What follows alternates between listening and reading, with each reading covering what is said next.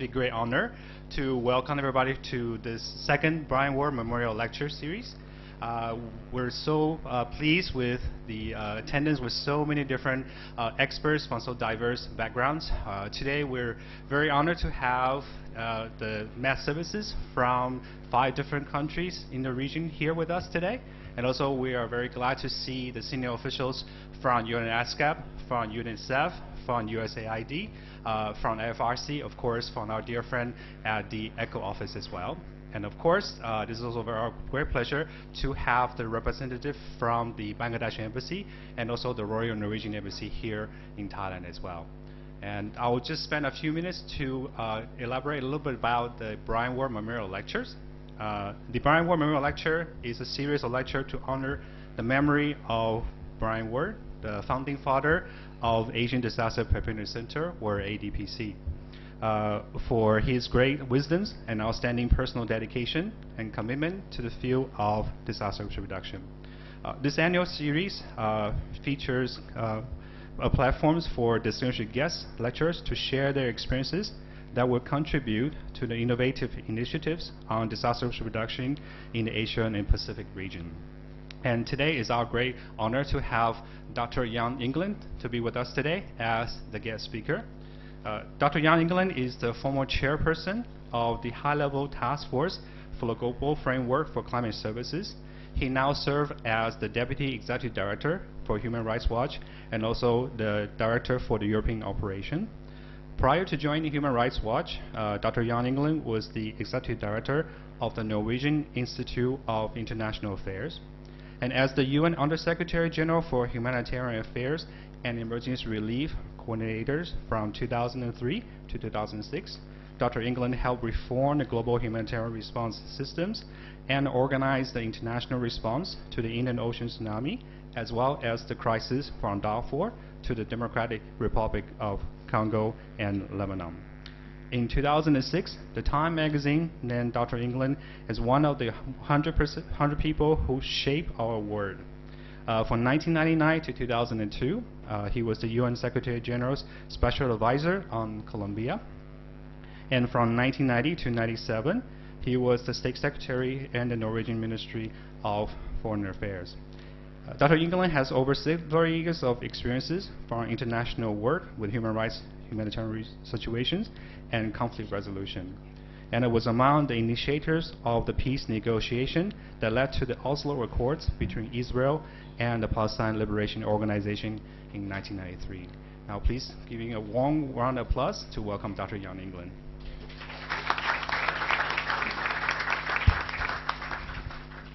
Thank you very much indeed, ambassadors, correspondents, colleagues, President of the Asian Disaster Preparedness Center. It's a great honor to be here and to hold the Brian Ward Memorial Lecture. Brian Ward was the important creator and builder of this important Disaster Preparedness Center. I saw today how important the center is in our meeting with the countries of the region discussing climate change, disaster risk, and what can be done, should be done to reduce the disaster risk in this region. It's also good to be in the Foreign Correspondents Club. There are not so many, as an old journalist I say that, there are not so many of these clubs left, and you should really try to nurture and maintain this one, complete with the bar and everything. I think it means a lot for the environment generally in a city like Bangkok. So I would like to use the next 40 minutes of our lives to go through some of the main challenges connected to climate change, and one of the possibilities there is to try to alleviate the worst consequences of climate change, and that is the climate services program, climate services system that I helped to to develop. We did a major report last year. It was published. This was done on behalf of the World Meteorological Organization and the UN system.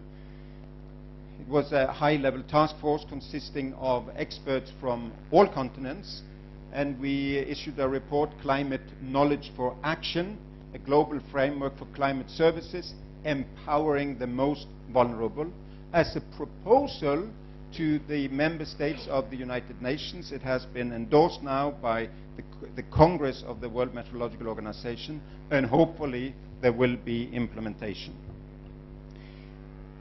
Let's start by looking at ourselves. This is the world. This is world population. It's a good map. It was made by the National Geographic last year. A lot of color, a lot of light means a lot of people. You will see not only how heavily populated Western Europe is, the east coast of America, but certainly also East Asia, China, and India, and the Asian subcontinent, and increasingly Sub-Saharan Africa. We're now 7 billion people. If you are, like me, born around 1960, you were born when the 3rd billion was born on Earth. World population reached 3 billion around when I was born. When my mother was born, the 2nd billion was born also globally. And it had taken 1 million years to reach those 2 first billion. And then in 1 generation, we reached the 3rd. And since I was born, there has been a new billion every 12.5 years. And it will continue till I die around 2045, 50, when world population will peak just above, many estimate, above 9 billion people. So in 1 lifetime, world population will triple. It has never happened before in human history, and it will never happen again. So, of course, this is one of the reasons why we have climate change, why we have environmental problems. The other reason is economic growth. The blue nations are from 13 to 100 times richer than the yellow ones. But the reddish and the violet ones are from 3 to 13 times richer than the yellow ones. And if we went back a generation, nearly all of the world would be yellow, which is basically less than $1,000 per capita per year. That is the other explanatory factor. The enormous economic growth and the enormous industrialization, and of course the blue ones, but increasingly then the red ones and the violet ones have created all of this greenhouse effect. However, the UN did conclude in its report on human development in 2010 that we've had 40 years of progress for humankind. I mean, what is this? These are trend lines for 135 nations where we have good data on education, life expectancy, health, and purchasing power, economy. So of the 135 or 37 nations, all but 3, 132, has had either progress or a lot of progress in this period. More education, better health, longer life expectancy, less child mortality means that we are making progress. however, there is this however, the world has never been more unjust in terms of the distance between the blue and the richest and the poorest on earth. So my nation is, with $60,000 per capita plus per capita per year, 100 times richer than the poorest nations. That has never happened before either in human history.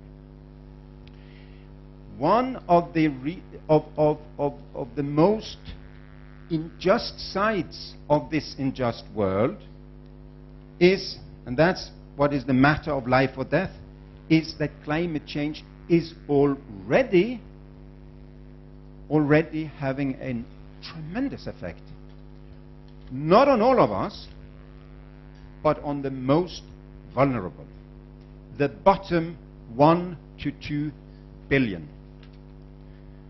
And already it's creating death, destruction, misery, displacement, massively among the most vulnerable. Now, part of the progress, but also part of this injustice in services and in knowledge, are connected to science, knowledge, observation about what is happening with our climate. What is this? These are the observation stations that take in weather and climate information regularly around the world. If the dot is blue, it provides continuous information 90 to 100% of the time. If it's yellow, if it's green, it's from 45 to 90% of the information that is available, and if it's red, it is a silent station. Is there any trend here? Yes, there is a very clear trend that some parts of the world is super well covered with information, with data of what is happening, and other parts are very inadequately covered.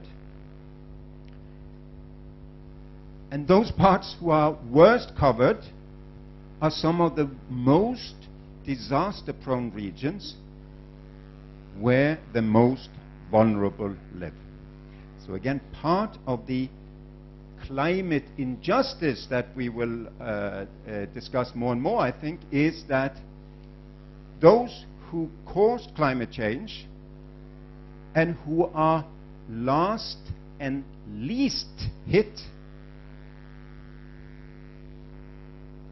get all the information to become more robust for the consequences of climate change, and those who did not cause climate change because they had no economy to produce greenhouse gases, they are hit first and hardest, and they do not have information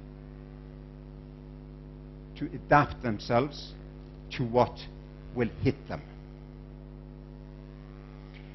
We did, as part of the work of this task force, a survey of meteorological and climatological stations, centers around the world. And we saw that, again, the quality of and depth of the infrastructure is tremendously unequal in how it's spread. 6 nations on Earth have no meteorological or climatological services at all. 0. 65 have very inadequate. There is something, but it's really inadequate. Another 57, I think it was, have the essential services. 40 have full services, pretty good services. And another 23 nations are very advanced. So advanced that they are not only providing top weather and climate predictions and services for their own population, but they can also share with others. However, the main finding here is, of course, that that climate information, climate predictions, what will happen next season, when will there be another year of drought, or will there be a year of a lot of rain? Would it be El Nino effect? What effect will they have for us? All of that information does not reach the last mile to those who need it the most disaster prone. And I think that is also the reality for large communities in Southeast Asia, which have some countries who have come far in science and in knowledge, others who have come much less far in that regard, but I think all share the point that it's very hard to reach those who really need to know. And we concluded after all of this work and traveling that there is this enormous disconnect between the thousands and thousands of scientists who know more and more of what is happening and can predict more and more. There's a disconnect between those who know and those who need to know. The farmers, the health workers, the water managers, the vulnerable communities. Now, that is why we propose a new global approach to connect all of those who have those global computers, global modeling capacity, all of that information that can come together to a global climate knowledge, connect that, and hopefully have them provide services that can reach those in greatest need.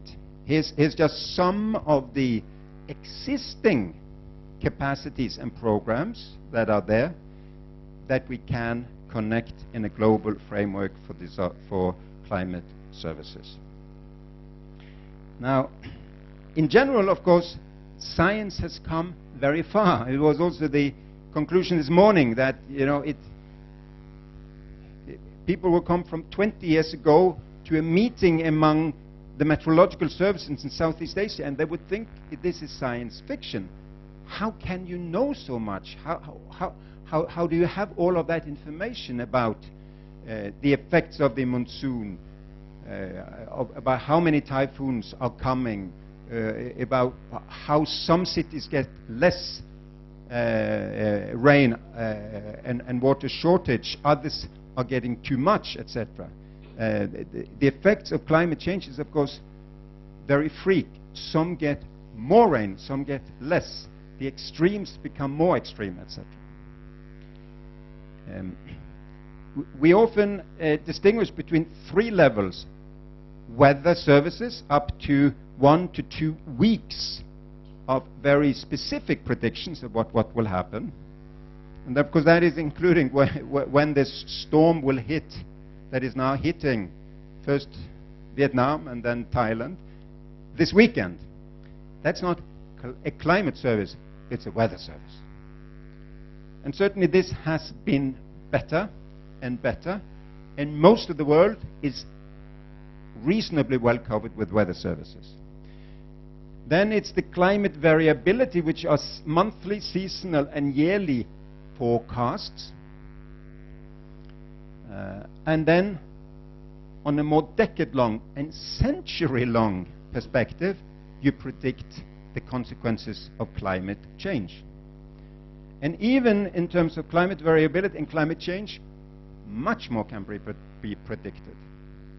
You can now tell a water manager where to place a dam that will be providing large populations with energy, hydro energy or water or irrigation for the next generations, you can say, well, in this part of the country, yes, it is expected that there will become more and more rain.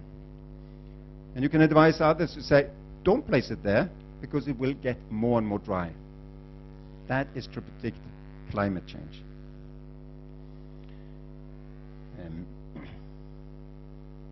So, the purpose of climate services is precisely this: better management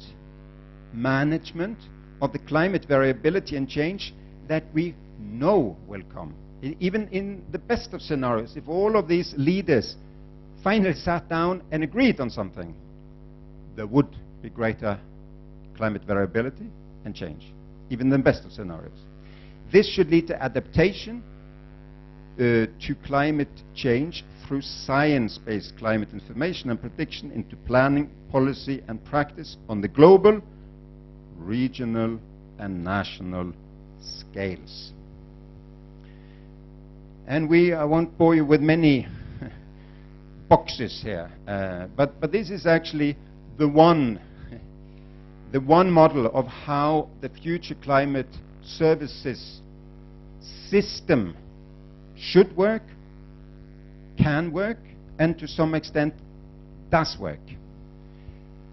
The thousands of researchers that do modeling and prediction, connected with improved observations and monitoring, and there are now thousands and thousands and thousands of stations that take in information continuously, unfortunately more in the north and the south, but more and more around the globe, take in data on climate.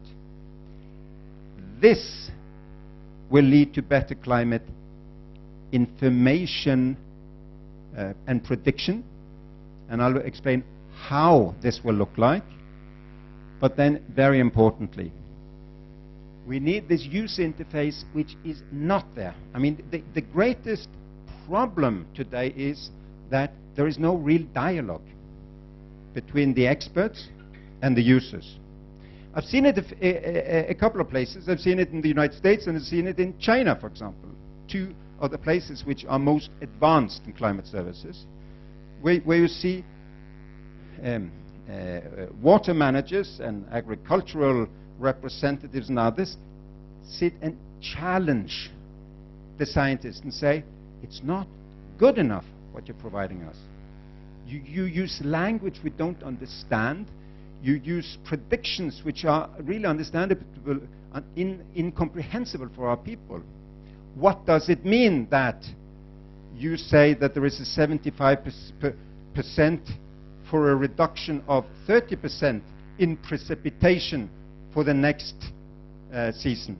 What does it really mean for me as someone advising doctors or farmers or whatever?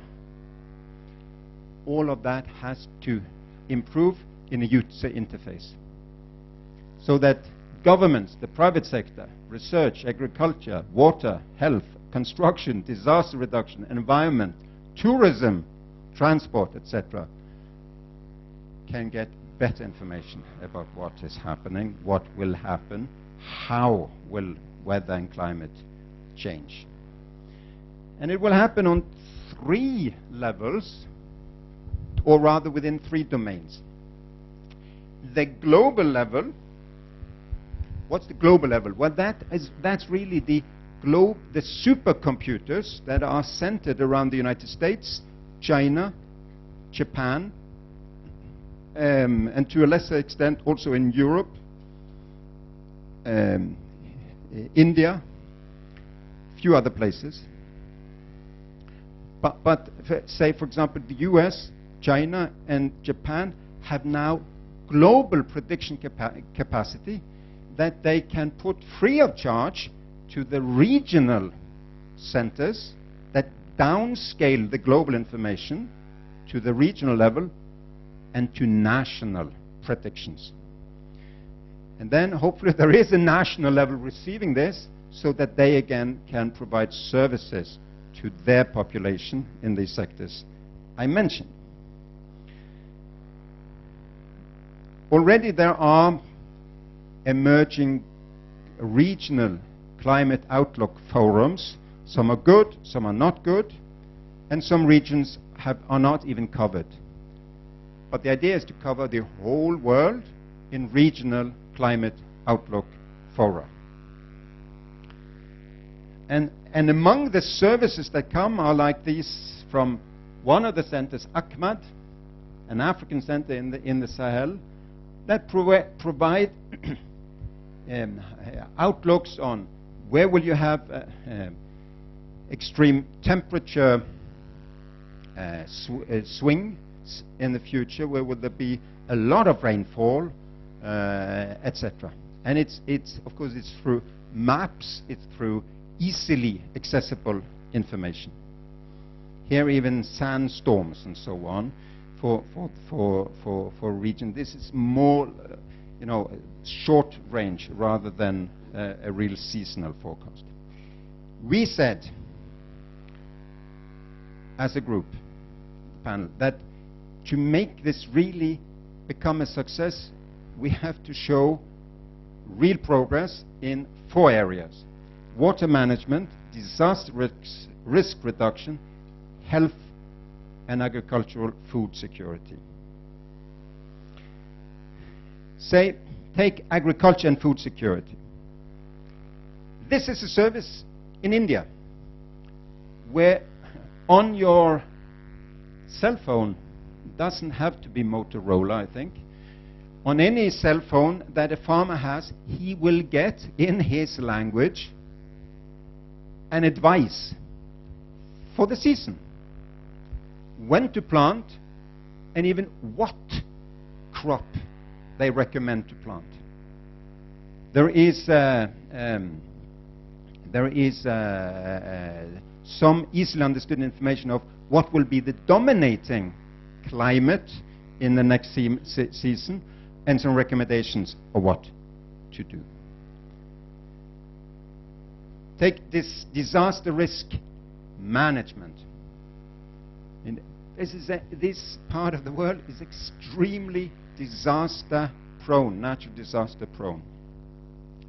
We know that science-based risk prevention and response save a lot of life and property. I saw that when I was the global emergency relief coordinator. We spent 10 times more money and resources when we came in with emergency relief after a natural disaster than we did when we pre-planned through disaster preparedness and prevention. Better plant a few mangrove forests in Vietnam than send a lot of food to those who are hit by the typhoon. Because the number of disasters are clearly increasing. This is from the Center for Disaster Research in Europe called CRED. I think they say that a disaster is more than 10 people killed or 100 people losing their home or their livelihood. So it means that a significant damage to lives